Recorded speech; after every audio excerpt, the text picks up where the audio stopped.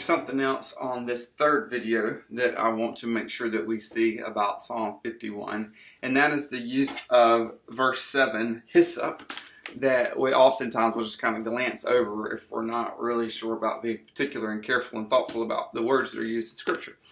I don't use hyssop. I told y'all this on Sunday. I bathe with a washcloth. I like to be clean. I get a washcloth, and that's how I'll bathe. I don't use hyssop, and so hyssop is something that is a little bit unfamiliar to us, but I want to show you exactly what it is that David is saying to the Lord. He's crying out to the Lord, and then everybody else that reads this will understand during this time what he means by hyssop. So let me read this to you again.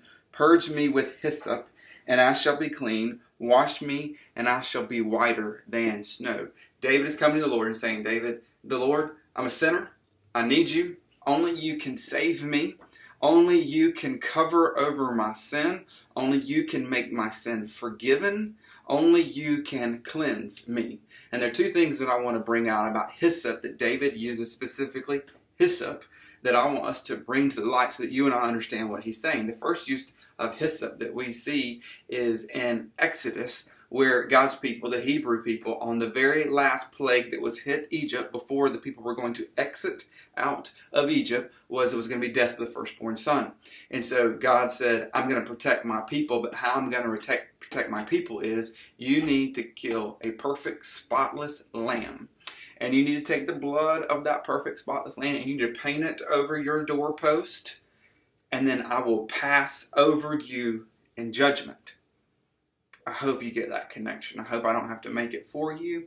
But the way that they painted that on the door was with hyssop. They would dip the hyssop in the blood of the lamb. Oh man, I hope I don't explain that to you. The blood of the lamb, they would paint it over their doorposts, and even though they were sinful, God would pass over them in judgment because of the blood of the spotless lamb that was painted on the doorpost with hyssop. So why am I telling you all this? Because I want you to understand that when David is saying, Lord, purge me with hyssop, he's saying, Lord, I know I deserve judgment. I know I deserve death. I know that my sin separates me from you. But what I'm asking you is that you cleanse me, you paint over my door, figuratively here, my spiritual door, with hyssop, the blood of the perfect spotless lamb, so that your judgment will pass over me, even though I deserve your judgment. And so what a connection that we have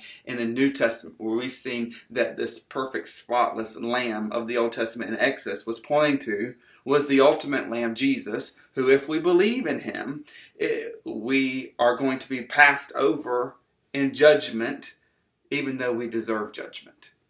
I hope you see that. The way that David laments his sin is reminding that God is the one who passes over us in judgment even when we don't deserve it. I got to move on. The second use of hyssop that we see in Leviticus chapter 14. And we see how it is used to help ceremonially cleanse a person from leprosy. What would happen is the priests who were looking at the leprous individual, they would go outside the city, and they would have this ceremony that would take place. And one of the parts of the ceremony involved hyssop, where they would dip the hyssop again, and a few other things, into the blood of the sacrificed animal, and they would sprinkle it on the leprous person to ceremonially signify that that person has been cleansed. And so here we go with David again. He is looking at this, and he is using this as he laments for his sin, and he is saying, Lord, sprinkle me, use it to cleanse me from my sin, as if I'm even cleansed from a disease that plagued the skin, that people oftentimes were looked at as being unclean. And so the hyssop help cleans the unclean. And that's exactly what David is asking God to do. Clean me, the unclean, and only you can do it. And so these wonderful uses of hyssop in Psalm 51 remind us that God is the one who cleanses us. He is the one who provides that cleaning for us. In the New Testament, we have the wonderful ability to be able to look back and see that that is done ultimately through Jesus. And we begin to see that we are cleaned by the righteousness of Jesus if we believe in him. And so as we look at a biblical response to sin, it has to involve the person, the life, the work, the death, the resurrection of Jesus. And knowing that when God looks at us, He doesn't see the unclean sinner that he should see, but he sees a perfect, spotless individual, which is his Son, Jesus Christ, because we have been covered by the righteousness of Jesus. When he looks at me, he should see sinful Chris Spires. But when he looks at me by believing in Jesus, he sees the righteousness of his Son Jesus. And I am counted to him as a child, as his, just as his Son Jesus is.